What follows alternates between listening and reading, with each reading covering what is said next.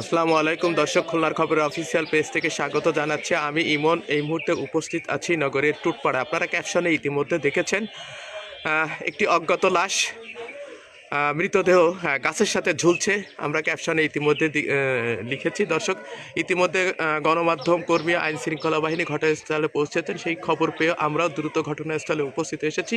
দর্শক, আমরা একটু দূর থেকে যদি দেখানোর চেষ্টা করি, একটি শিশু গাছের সাথে একজন নারীর গলায় ফাঁস লাগিয়ে ঝুলিয়ে আছে। আমরা দূর থেকে দেখানোর চেষ্টা করছি। তবে এখনও পর্যন্ত আইন শৃঙ্খলা বাহিনী ঘটনাস্থলে উপস্থিত হয়েছেন, গোয়েন্দা বাহিনীরা।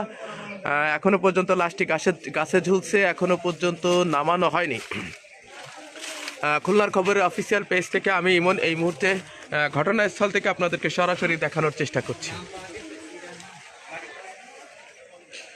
দর্শক, আপনারা দেখছেন আনুমানিক বয়স সম্ভবত 35 থেকে 40।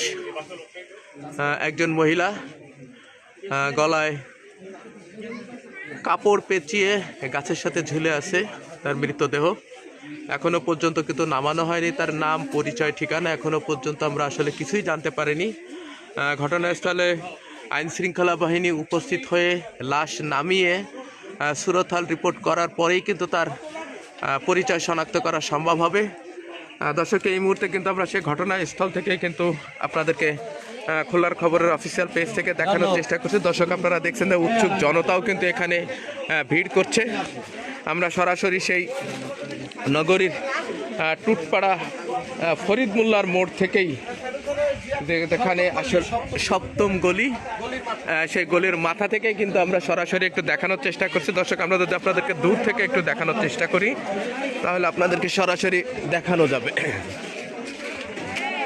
দর্শক, এই গাছেই কিন্তু মৃতদেহটি ঝুলে আছে।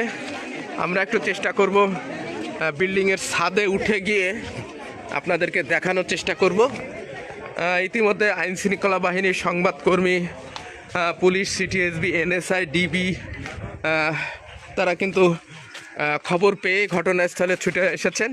আমরা পরবর্তীতে আইন শৃঙ্খলা বাহিনীর সাথে একটু কথা বলবো যে আসলে তাদের কাছে তারা কি জেনেছেন সেই বিষয়টি আসলে আমরা একটু আপনাদেরকে জানানোর চেষ্টা করব। দর্শক, আমরা ইতিমধ্যেই সেই বিল্ডিংয়ের আমরা সরাসরি সেই যে সপ্তম গলির যে মাস্টার ড্রেন এবং তার পাশে একটি বাড়িতেই শিশু গাছে কিন্তু আপনার ঝুলে আছে মৃতদেহটি। আমরা সরাসরি যদি আপনাদেরকে একটু দেখানোর চেষ্টা করি, রঙের ওড়নার সাথে গলায় ফাঁস লাগিয়ে কিন্তু গাছে ঝুলিয়ে আছে। তার চেহারা বা বর্ণনা দেখে যতটুকু অনুমান করা যায় তার বয়স 35 থেকে 40 এমনটাই হতে পারে। যখন লাশটি আইন শৃঙ্খলা বাহিনী এবং পিবিআই নিচে নামিয়ে তারপর তার সুরতহাল এবং ময়না তদন্ত রিপোর্ট করার পরেই আসলে তার সকল তথ্য সঠিকভাবে জানার চেষ্টা করব।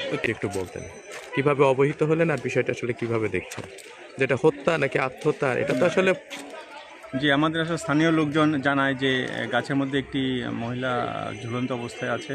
তো সেই সংবাদের ভিত্তিতে আমাদের টিম এখানে আসে, আমি এসেছি।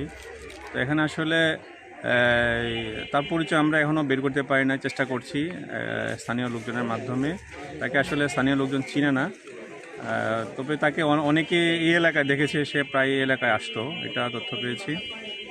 আর এটি আত্মহত্যা না হত্যাকাণ্ড এটা একটু কনফিউজিং, আমরা সেটা নিয়ে কাজ করছি। আমাদের সিআইডি টিম আসছে এবং পিবিআইও আসছে, তখন আমরা আরও নিশ্চিত হতে পারবো এটি আসলে আত্মহত্যা না প্রকৃত হত্যাকাণ্ড। আমরা স্থানীয় এখানে যারা আছেন তাদের সাথে একটু কথা বলবো। এখানে আইসে এখানে থাকে, এখানে আইসে এখানে যে বাড়িওয়ালা সে এখানে এসে তার সাথে থাকে, এখানে মাদক খায়, আরও বাদকের ভিতরে এরা মনে হয় জড়িত থাকতে পারে। এখানে যারা আছে এ জায়গায় একটা চক্র আছে, বিশাল বড় চক্র। এই চক্রটা এগুলো নিয়ন্ত্রণ করে।